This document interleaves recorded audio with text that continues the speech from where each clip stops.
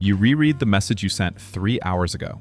Not because it matters, not because you're proud of it, but because your brain is trying to catch the exact millisecond where you might have sounded weird, too eager, too cold, too much. You replay the conversation like it's security footage. You zoom in on a word, a pause, an emoji you didn't use. And then you do the thing you hate doing. You start building a case against yourself. Maybe they're upset. Maybe you offended them. Maybe they're pulling away and you just haven't noticed yet. Maybe you're the kind of person people eventually get tired of. And what's wild is, on the outside, you might look calm. You're working, you're eating, you're functioning, but inside, you're running 10 different timelines at once, trying to predict which one hurts the least. That's overthinking. And if you do it all the time, it's not because you're too sensitive or too dramatic or bad at letting things go. It's because your brain is trying to keep you safe. It's just using a strategy that used to work in a world where your emotions didn't feel safe to have. You don't just think a lot, you pre-think, you post-think, you think around corners. You walk into a room and your mind instantly checks the temperature. Who's in a mood? Who's quiet? Who's not looking at you? Whether your joke landed, whether you should have said less or more. You can feel your own personality adjusting in real time, like a dimmer switch. And then later, you do the recap. The I should have said, the why did I do that? Even good things aren't allowed to just be good. You get praised at work, and instead of feeling proud, you feel exposed. Like now they're watching. Now you have to keep it up. Now there's a standard you didn't agree to.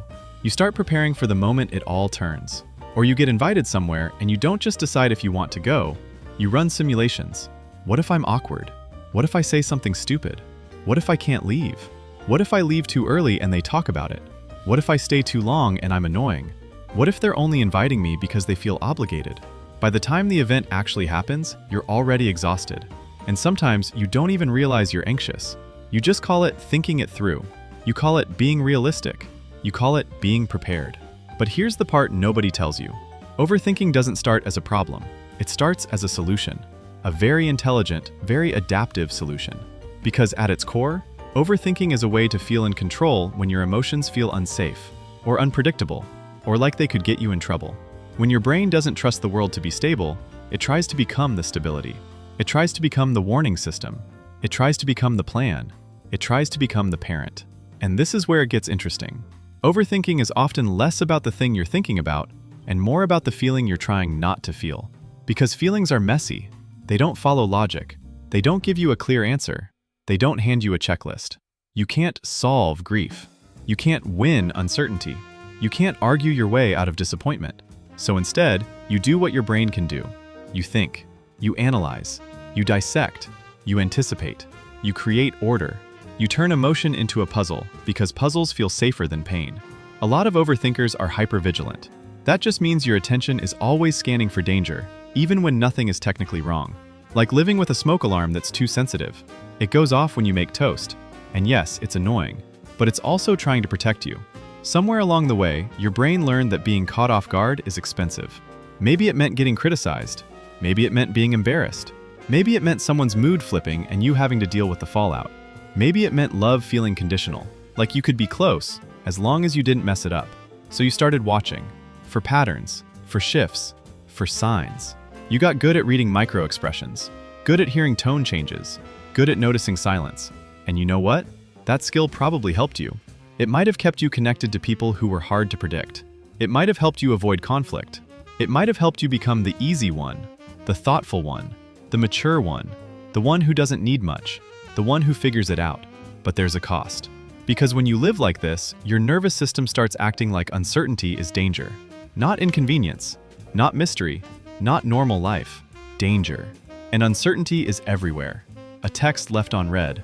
A boss saying, "Can we talk later?" Someone you love being quiet. A friend taking longer than usual to reply.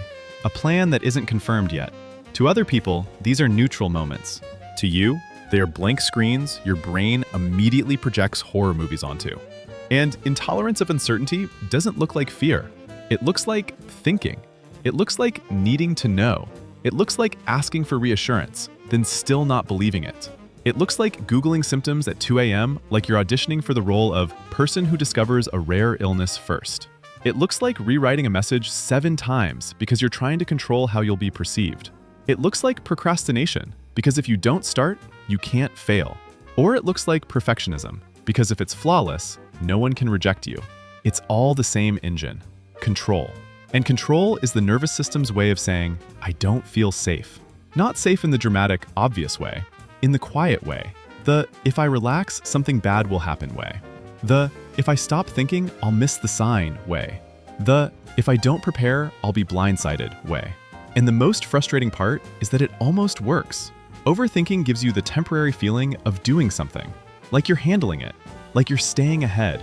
But then you notice something painful. The more you think, the less certain you feel. Because certainty isn't something you can squeeze out of life by force. Life stays life. People stay complicated.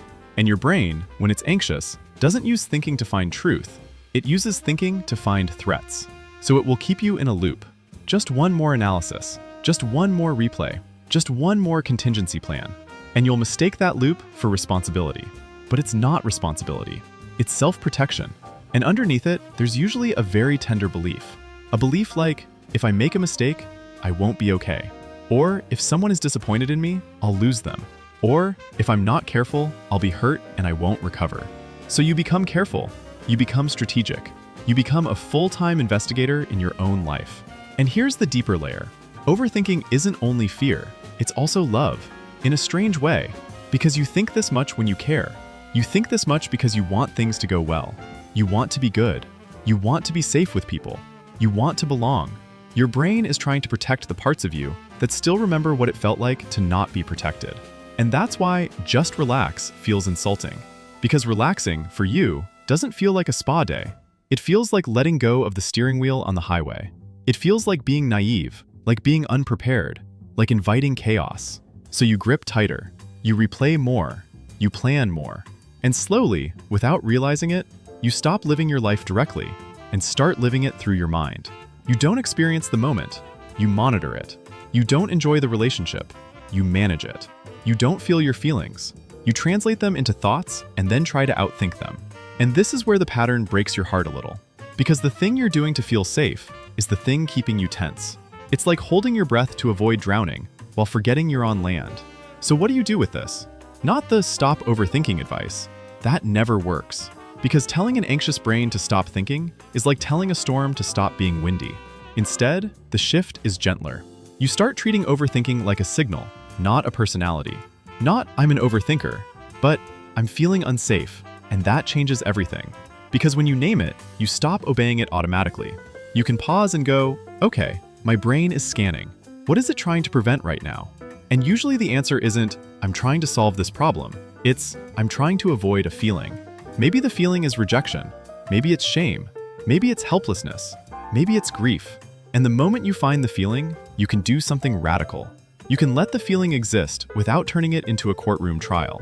You can say, of course I'm spiraling. This matters to me. Not to excuse the spiral, to understand it. Another shift is learning to tolerate uncertainty in small, controlled doses. Not by forcing yourself into terrifying situations, but by practicing micro moments of not knowing. You send the message and you don't reread it.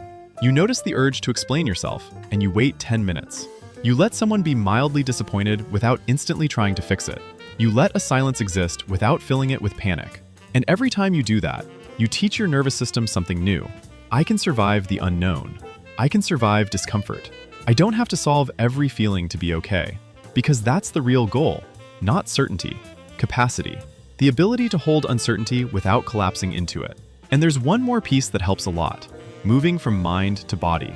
Overthinking lives in your head, but anxiety lives in your nervous system. So sometimes the smartest thing you can do isn't to think better, it's to regulate. Take a slow breath and actually feel your shoulders drop. Put your feet on the ground and notice you're here. Name 5 things you can see. Drink water like it's a signal to your body that you're not in danger. Even a short walk, even stretching, even unclenching your jaw. It sounds almost too simple, which is why anxious brains love to dismiss it. But your body believes what you repeatedly show it. And if you keep showing it that you're safe enough to be in the present, the overthinking starts to lose its job. Not all at once, but gradually. And when you do overthink again, because you will, you can treat yourself like someone you care about, not like a malfunctioning machine. You can say, there you are, the part of me that wants control, the part of me that's trying to protect me. And instead of fighting it, you can lead it. Because you're not broken. You adapted. You became brilliant at anticipating. You became skilled at surviving. But you're allowed to update the strategy. You're allowed to live without constantly auditioning for safety. And maybe the most powerful reframe is this. Overthinking isn't proof that something is wrong with you. It's proof that at some point, your mind had to become the place you felt most in control. Because the world didn't always feel predictable. So if you've been living in your head, exhausted, trying to foresee every possible outcome, you're not crazy. You're not weak. You're just tired of being surprised by pain. And you deserve a life where peace isn't something you earn by constant analysis. It's something you're allowed to feel, even when you don't know what happens next. If this felt like it was written about you, you are not alone. Subscribe to Inner World. We explore the patterns that make us human.